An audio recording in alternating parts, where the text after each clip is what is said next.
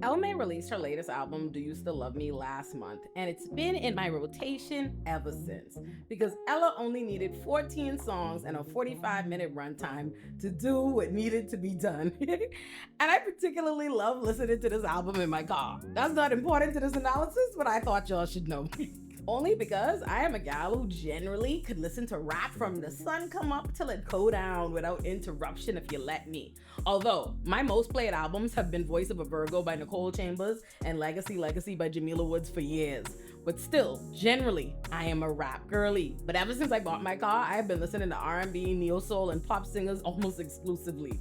I am on an R&B kick these days because the vibes have been immaculate. The only exception has really been J. Cole's latest album, To Fall Off, which we'll discuss in another video because that requires its own serious analysis. The point is, I've been listening to a lot of R&B and really sitting with the new music as it's come out. And when Ella Mai dropped this new album, it felt like a breath of fresh air because it was doing a lot of what I've told y'all other albums that I did enjoy still failed to do for me. It was cohesive in a way Chloe's In Pieces wasn't, because Do You Still Love Me is an album about love from top to bottom and there is no departure. And Do You Still Love Me also avoided some of the mistakes I felt were made on projects like Ari Lennox's latest album, Vacancy, which I still really liked. But what Do You Still Love Me did that Vacancy didn't to me is that it was contemporary with songs like Somebody's Son and Outside without feeling gimmicky or inauthentic in the way some of Ari's tracks like Twin Flame, Soft Girl Era, or Horoscope were. Because he put the hoe in Horoscope just wasn't doing it for me. But I want to re-emphasize that Ari still sonically delivered on even the songs I wish went a different lyrical route. They were still great to hear. There's so much I appreciate about this album, starting with the fact that Ella herself is a pretty private, drama and scandal-free celebrity who doesn't spend her time telling us all or any really of her business on social media. So while we know that she and Boston Celtics player Jason Tatum have been in a relationship for several years and they have a child together, that's pretty much all we knew. We presumed she was in love, but we didn't know that until she used this album to do what I wish most artists did, and that's put it in the music. The album is about love, and that's not something you have to parse out. It's made clear from the title of the album, and it's reinforced in every song from the intro track, There Goes My Heart, which is one of my favorite tracks on the album, right down to the final track, No Angels. What I particularly love about this album is that while it is an album about love and loving a man, it's not a male-centered album or a male worshipy album. It's not just, oh my God, I love you so much, I want to cater to you, I will fuck you so bad, oh my God.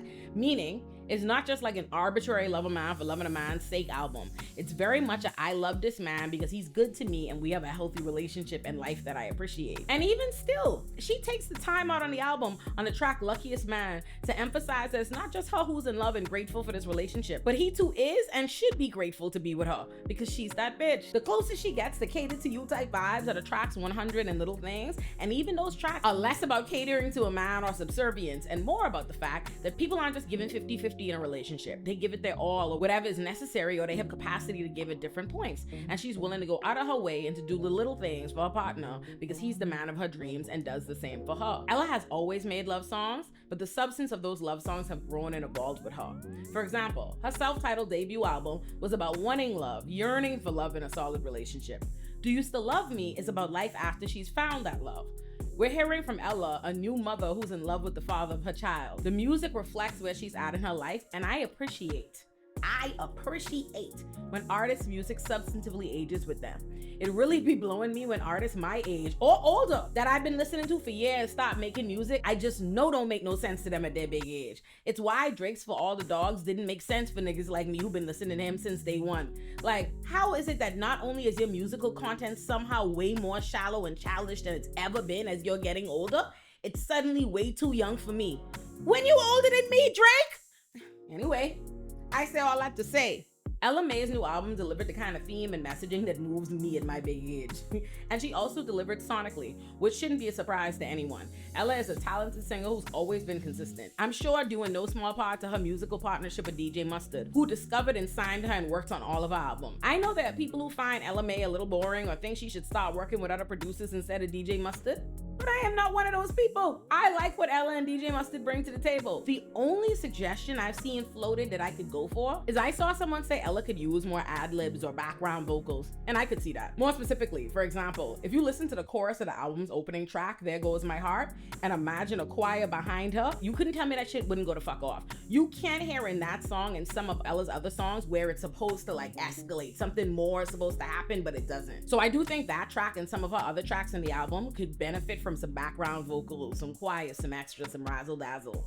But there's always space for remixes and other renditions of the song, so I wouldn't hold it against them. And it's easy to try and say what could make something a little bit better. So I would never try to hold it against them just because I think I could reimagine a couple songs to be even grander, because I still really loved each of these songs as they are. There really, for me, is not a song on this album that I need to skip.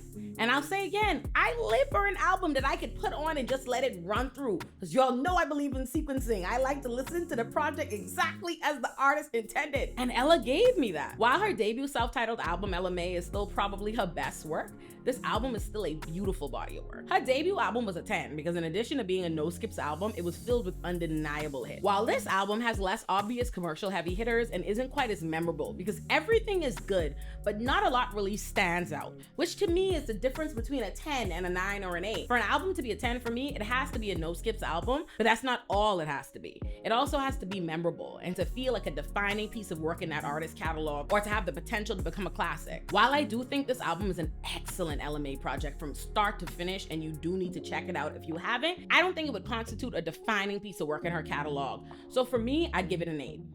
If you enjoyed the video you just watched, it's your lucky day because you just found it on one of 7 channels inside my Olurinati-verse. Subscribe to Olurinati, my flagship channel, where you'll find my magnum opuses like If Pretty is a Privilege, Ugly is a Curse, How This Didn't Age Well Destroyed Media Literacy, How Men Become Aziz Ansari, and more. Subscribe to Olurinati Pop for my TV and film essays on shows like How I Met Your Mother, Sex and the City, Desperate Housewives, You, Euphoria, Insecure, and so many more. You can also join Olurinati Pop on Patreon to watch all of my YouTube videos uncensored. Subscribe to Olurinati Bites for short, serious, and nuanced commentary on whatever the internet is spiraling about. Subscribe to Olay and Chill if you're trying to laugh and chill while unpacking the latest TikTok chaos. Subscribe to Olurinati Politics for sharp breakdowns of the political moments shaping our lives right now. Subscribe to Olurinati Extras for music commentary and industry deep dives. Subscribe to Olay and Friends to watch your favorite Black thinkers and creators dissect the culture. Subscribe to any or all the channels in the Olurinati-verse that speak to you, and I'll see you there. And you can also follow me on Instagram, TikTok, Threads, and Blue Sky at Olurinati. And you can also follow Olurinati Pop and Olay and Chill on Instagram and TikTok so you never miss a thing.